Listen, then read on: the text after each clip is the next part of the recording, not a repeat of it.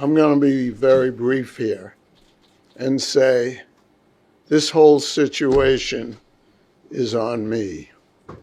I feel terrible for Jerod because I put him in an untenable situation. I know that he has all the tools as a head coach to be successful in this league. He just needed more time before taking the job. In the end, I'm a fan of this team first, and now I have to go out and find a coach who can get us back to the playoffs and hopefully championships. We're open for questions. Start with Dan Rhodes here in the front. Robert, just when was the decision made? In your mind, when was it that you felt you needed to let him go? This whole situation evolved, but I'd say over the last month, I went back and forth. And I don't know, in my life and my business, I make certain decisions. I know when it's right, and it just happened. And it was very hard because the personal relationship I feel for Jerod and the human being he is. And I felt guilty I put him in that position. But we're moving on. Tom Curran on the left. Hey, Robert. What will happen with, for instance, the personnel department? What decisions will be made with whoever the next coach is, having the latitude to bring in his own players, his own scouting staff, his own coaches? Yeah, we'll wait till we bring that coach in. And he's obviously he's going to have big input on who the players are and who the coaches are. It'll be his decision. So At this juncture, would it be status quo for everybody on the staff until an individual is found? Yes. Look, we move fast, and we're going to let him make those decisions. Robert, I know that you don't make snap decisions, so I was wondering, at what point during the season did you sense something was not right? And if you could expand on that, what caught your attention that something wasn't right? Well, in the important decisions in my life, I've always said I measure 9 times and cut once. And this was one of those situations. I guess the main thing for me is I felt we regressed. The high point of everything for me was winning in the Cincinnati game. And then in mid-season, I just think we started to regress.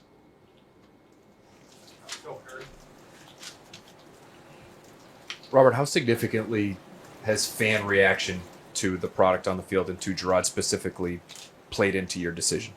Well, I'm the biggest fan, so I understand. And, you know, since the day we bought this team and I realized what a privilege it was and how lucky we were as a family, that this is the only business we're involved in where I see ourselves, we don't own this team. It's owned by the fans of this region, and we're custodians of a very special asset of the community. And that's why that helps me try to make decisions that if it was just personal, it would be different.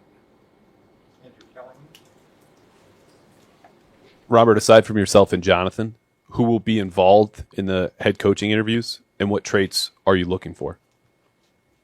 Well, we'll have Alonzo, Highsmith, and Eliot will be involved, and we're going to try to understand who can help us best get back to the playoffs.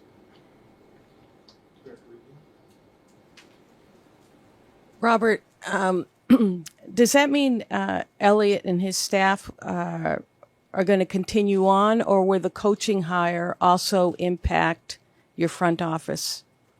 No, we are looking for people working together, and they will be staying on. Robert, when you say that the situation was untenable, what about it specifically did you find untenable, and how will that influence how you approach this search? I don't like losing. I don't like losing the way we lost. And I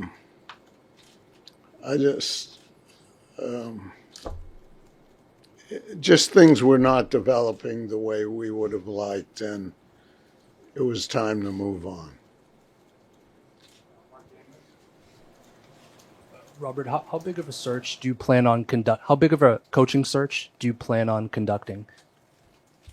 Well, we want to interview as many people as we can that we think can help us get to that position that we want to be in. So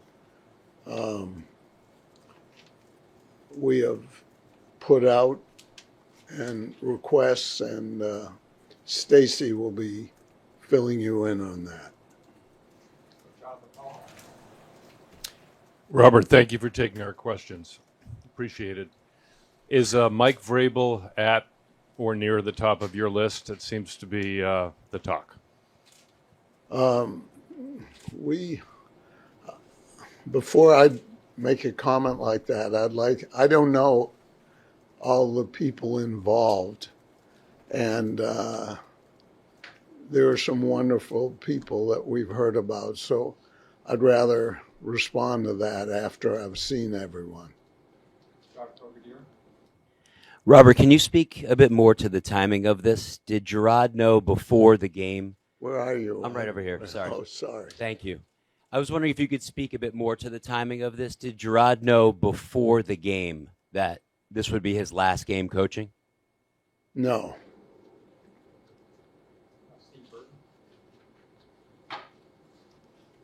I know this was very difficult for you to sit down with him. How did he take it? How did he respond? Was he shocked by the news?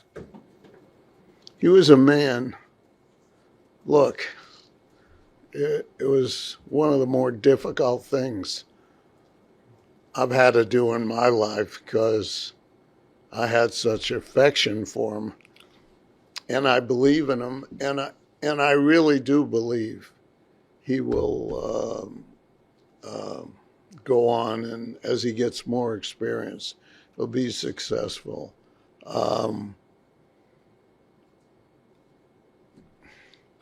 It was not easy. He was a gentleman and accepted it that way. Robert, this is going to be very expensive. Buying out a coaching staff, bringing in on new coaching staff, perhaps it goes to the personnel department. You also have $120 million in cap space this year, the most in the league. Will what you spend on this transition affect anything that you spend on players this offseason? Yeah, the answer is no. We've always had a situation where we spend to the cap, and if we go over we have never told any coach or limited the spending. The only thing we've said is if you exceed the cap, we like to see it leveled out over 3 years. And, so that we never get way out of hand. But spending to the cap or above the cap is not, we want to win. That's our priority first. Hi, Robert, back here. How are you? You guys were told this was a multi-year rebuild, that it wasn't going to turn around in 1 year. You said you believe in Jerod, you think he'll be better with more experience. So why not let him get that experience here, knowing going in this was a multi-year process? Yeah, from my point of view, I just thought we had a rough year last year. It was not 24, 23. And going through 2 years like that, and then seeing where we were this year, and especially the second half of the year, just made me feel we weren't going in the right direction. And I don't want to go through this next year, and we're going to do what we got to do to fix it. Which Stearns in the very back? Robert, is there one quality when you go through this search with a new coach that you'll be looking for over everything else? Is there one quality, in your opinion, that will help lead to you getting back to being a contender and playing for championships? No, it's really a composite. I mean, you need someone who players can relate to and respond to, but they need to have a team around them that has product knowledge, in-game adjustments, knowing what their system is, just a lot of things coming together. Robert, we saw Jonathan very animated during the Cardinals game on television. How much was he involved in this decision, and how is he going to be involved in this decision about who your next coach will be? Well, for over 30 years, he's been with me in most decisions I've made in my life, surely business ones that are important. So he will continue to be involved with me. Hi, Robert. Thank you for taking the time. I was just curious. We know that you addressed the team this morning. And a lot of the players were very on board with Jerod. They really liked him. What was kind of the reaction from the players in terms of this decision? Well, I didn't get a chance to really interact. Believe it or not, we had some very important outside people coming here today on something unrelated to the Patriots.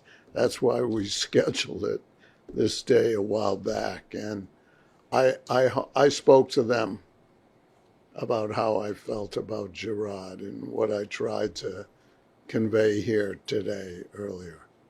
A couple of final questions. Derek Highsmith front row. Hi, Robert. Did you have any input with the coaching staff about how to handle the final game of the season with the number one overall pick at stake? Did I have? Did you have any input? Did you talk to the coaching staff about how to handle the game? No. Tom Curran. I think this is the last question. Hey, Robert. I get number two. The personnel department this past year in free agency didn't really have a banner year, and also in the draft. And Eliot and some of the other individuals there, Matt Groh, have been part of the personnel department for a number of years. What is it that stands out to you about them that they should continue forward in the team building when the roster is not great? Yeah. I think that the department evolved a lot, and a lot of things were changed. We changed our grading system this year and have done things. Our drafts have not been good for a while, and that's not, if you want to compete long term and be good in this league, you got to have good drafts, because those rookie contracts allow you to go out and get the people you need to surround people. Looks like we lucked out. We maybe have two quarterbacks. But I think we'll hopefully see a big improvement this year. Thank you very much. I appreciate you all giving us the time.